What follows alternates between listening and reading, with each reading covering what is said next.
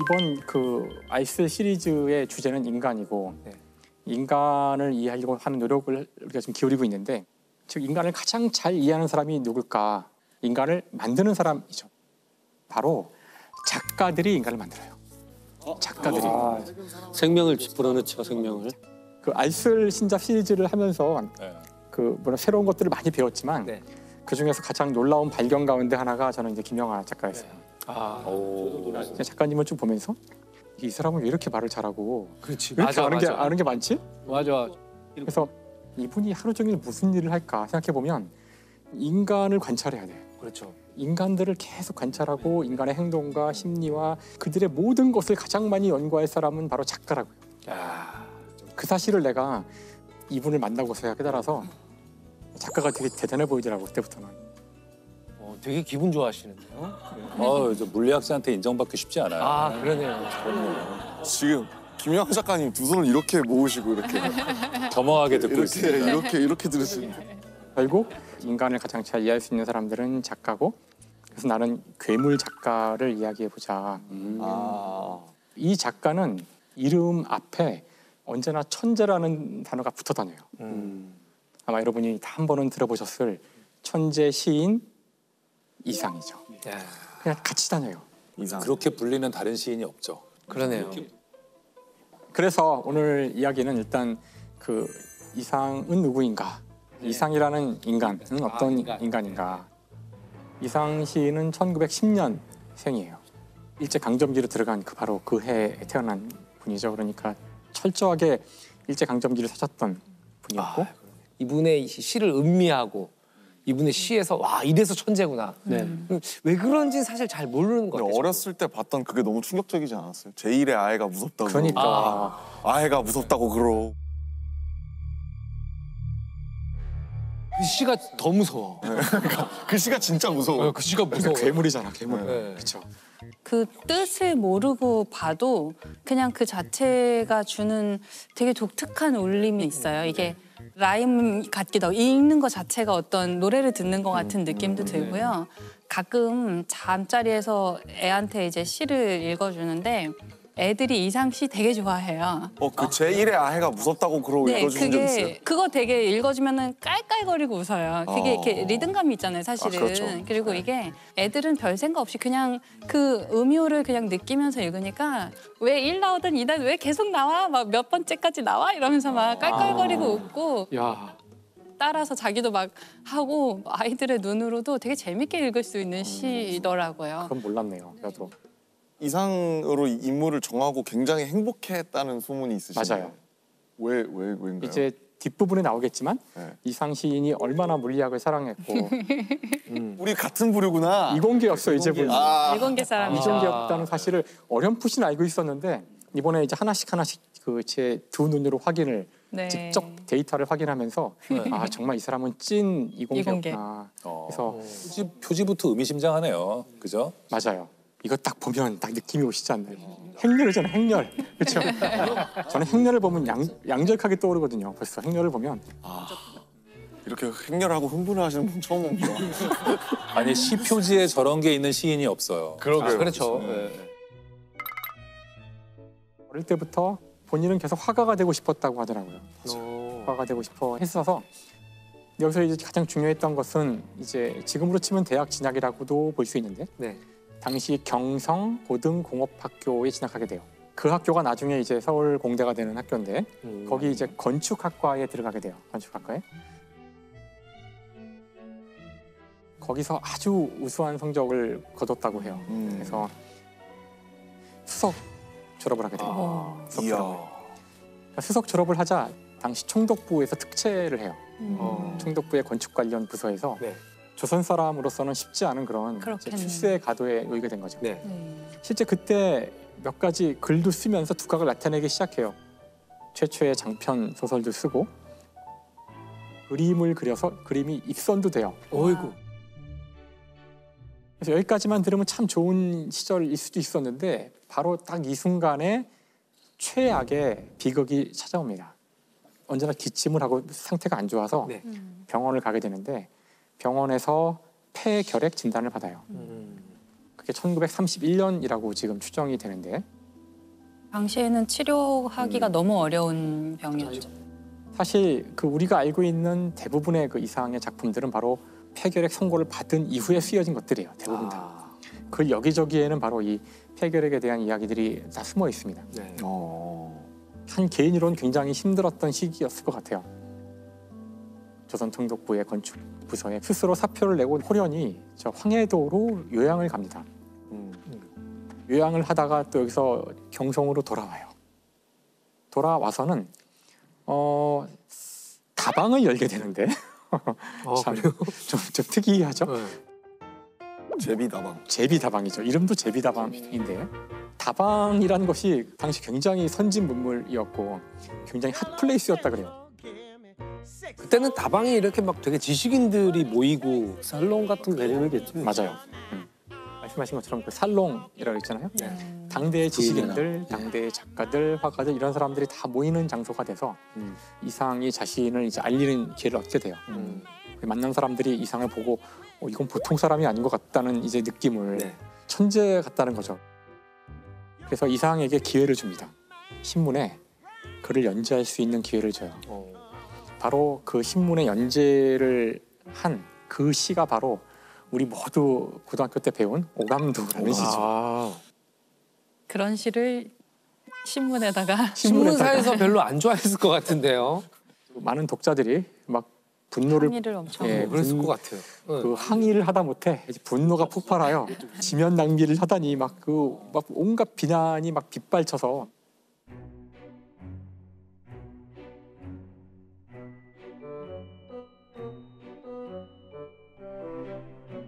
옛날에는 신문이 한 장이거든요.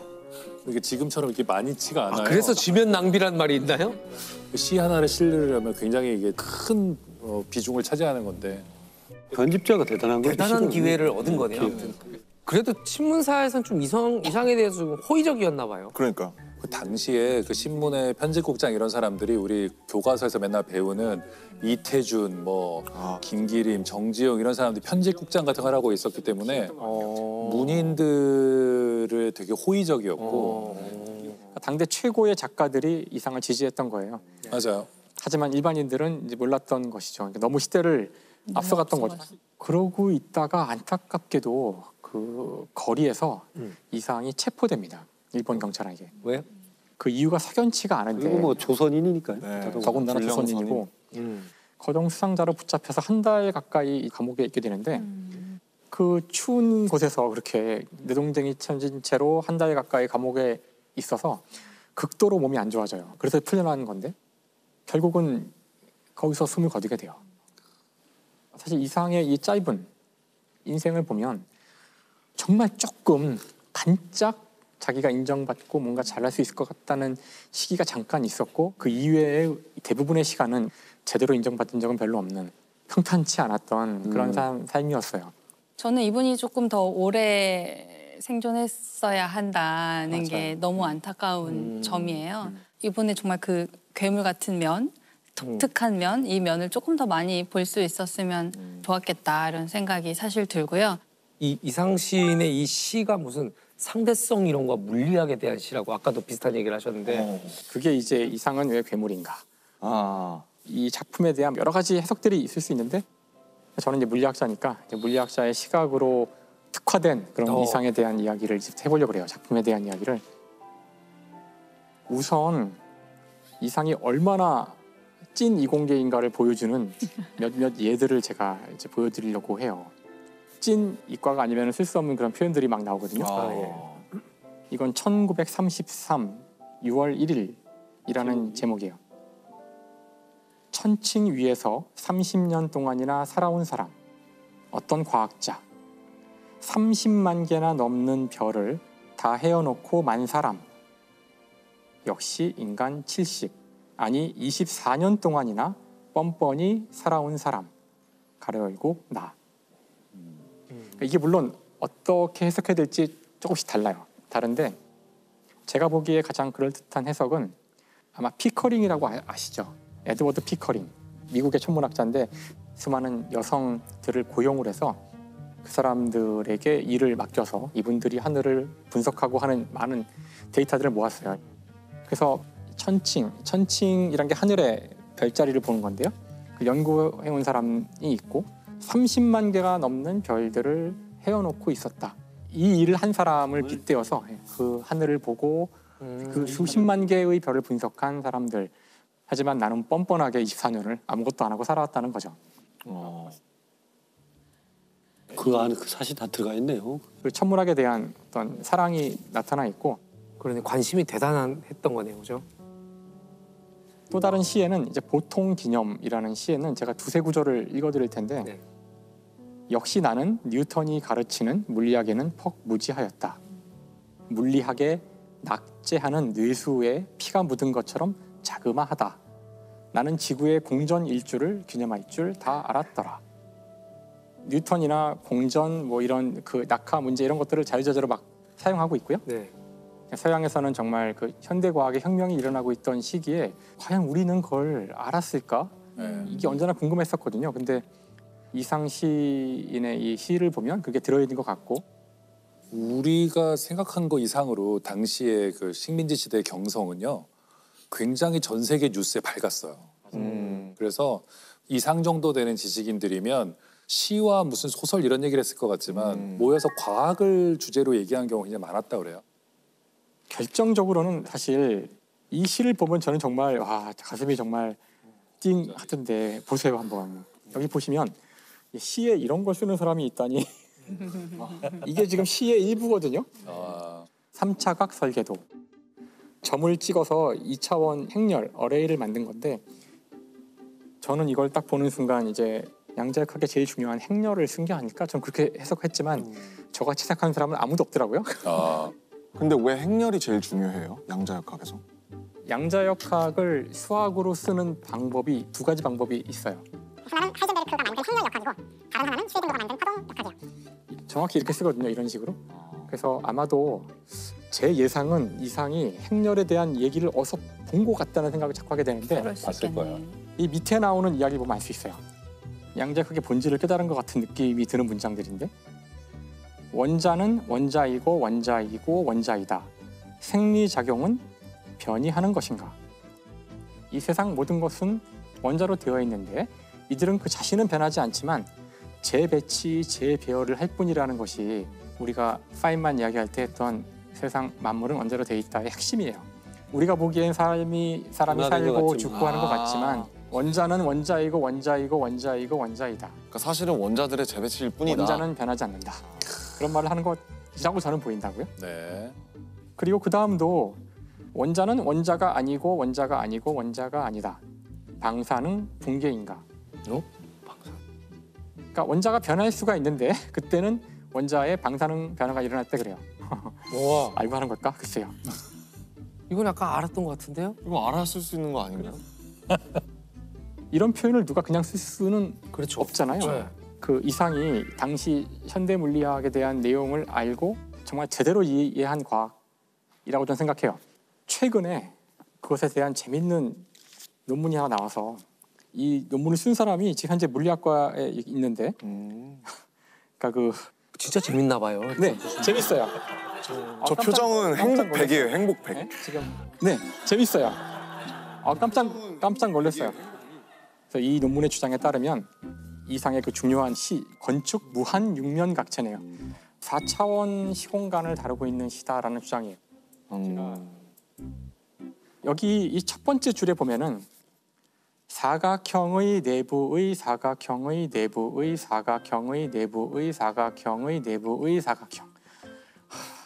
그 이제 여러분 봤잖아요. 이렇게 반복되는. 네. 얼핏 생각하면 사각형 내부의 사각형 그러면은 사각형이 있고 또 내부의 사각형, 내부의 사각형 뭐하러 이런 짓을 계속 하는 걸까? 러시아 인형 같은 거 아니에요? 맞아요. 러시아 인형을 사각형으로 만들고 있나? 그렇게 볼 수도 있지만 제가 이해를 돕기 위하여 종이와 미성이. 가위를 갖고 왔는데 만드시게요. 오. 요렇게 겹치는구나. 직각으로. 이렇게 하면은 이 사각형의 중심에 이 사각형의 중심이 놓이게 되죠. 네네. 사각형 안의 사각형이 되는 거죠. 네. 여기에 한 개를 더 끼워 넣으면 이제 쉽진 않은데 일로 끼워 넣을 수 있겠죠? 머리에 상상이 되시죠? 네네. 네, 이렇게 끼우면은 이게 사각형 내부의 사각형 내부의 사각형이 되는 건데 여기까지는 되는데 이제 하나를 더하는 순간은 3차원에서 못해요. 하지만 여기는 지금 사각형이란 단어가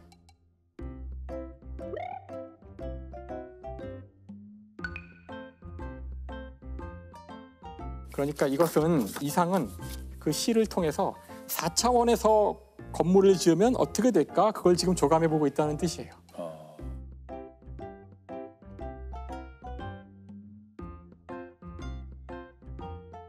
이상 같은 경우 이제 아마 아까 말씀하신 대로 당시 동경을 통해서 들어온 서양의 최신 과학 이론을 들었을 거고 그 당시에 사실 상대성 이론은 대단히 인기 있는 그런 토픽이었기 때문에 아인슈타인이 일본에 방문해요. 네. 동경에 방문을 오. 1922년인가 오. 방문을 해서 엄청난 환대를 받죠. 일본 사람들이 와 세계에서 가장 똑똑한 그렇겠죠. 사람이 왔다더라 그래가지고 네. 일본에 막 돌풍이 일죠. 아인슈타인의 그 엄청난 돌풍이 일어서 그 당시 그 자리에 한국 사람도 있었어요. 동경에 유학가 있었던 한국 사람들도 있어서 이들 중에 일부가 한국에 와서 아인슈타인의 이론을 이렇게 순회 강연을 했다는 기록들이 남아 있거든요. 몇월 며칠 몇 시 몇 분부터 몇 시까지 뭐 신촌에 어디서 아인슈타인의 특수 상대성 이론에 대한 강연을 할 예정이오니 야. 관심이 있으신 분들은 오시기 바랍니다. 그래서 그런 공고들이 있는 걸 보면 그게 지식인 사회에서는 공유가 됐을 거고 그 이야기를 아마 이상이 들었겠죠. 그랬을 것 같아요. 빛의 속도에 대한 문제가 나오고 빛보다 빠르고 느리고 함에 따라 어떤 일이 벌어지고 그렇죠. 우주가 막 변하고 아마 그 차원이라는 단어가 이상한테 꽂힌 것 같아요. 건축가기 때문에 네네. 자신이 아는 모든 기하학은 3차원의 세상이었는데 한 차원을 높여서도 뭔가 기하학을 네. 할 수 있다? 네. 그런 차원의 이야기가 나올 때 수많은 사람들이 시도를 하죠. 내가 차원을 하나 더 하는 방법을 구현하는 방법을 알아만 낸다면 난 전 세계에서 제일 유명한 사람이 되는 거야 이제. 그래서 이제 이공계 대학교 1학년 처음에 뭐 물리 이런 거 배우고 이럴 때 애들이 다 이렇게 연필을 이렇게 3개를 들고 하나의 연필을 더 꽂아버리고 어디다 꽂으면 내가 이 세상 최고 천재가 될 것인가 시도하거든요. 어디다 꽂으면 진짜요? 4차원이 될까. 예. 절대 안 된다는 걸 보일 수 있잖아요. 절대 안 되는데 연필 3개를 이렇게 해놓고서 이제 하나를 더 꽂아보려고 되게 노력을 해요. 근데 아마 그런 시도 중에 하나였을 것 같아요. 우리가 이상을 좀 더 이해해 보자면 자 여기는 지금 식민지 시대의 경성이고 자기는 아파요. 네. 그 결핵은 현재 치료법이 나와 있지 않고 곧 나도 몇 년 안에 죽을 것이고 그때 문제가 되는 건 시간이죠. 그렇죠. 그리고 자기는 또 식민지 시대의 경성이라는 그냥 좁은 곳에 살고 있단 말이죠. 옛날 우리 경성은 작았잖아요. 네. 작고 사람이 서로 다 알고 그러니까 지리적으로 그 3차원이라는 세계는 너무 답답했을 것 같아요. 네. 답답하고 그런데 어디선가 누가 차원을 더 할 수 있다는 얘기를 하는 거예요. 이게 지금 눈에 보이는 게 전부가 아니고 다른 차원이 있을 수 있고 뭐 이런 얘기를 들으면 굉장히 매혹적으로 들렸을 거예요. 나한테 남은 시간이 얼마 없는데 이것이 상대적으로 달라질 수 있고 어떤 우주에서 어떤 차원에서는 전혀 다른 법칙에 적용된다고 하면 엄청난 매력을 느꼈을 것 같아요. 아마 그래서 자기 자신을 박제됐다고 표현했을 것 그렇죠. 같아요. 3차원 자기는 세계에 있는 거죠. 공간적으로도 또 시간적으로도 갇혀 있잖아요. 어머 안 됐다.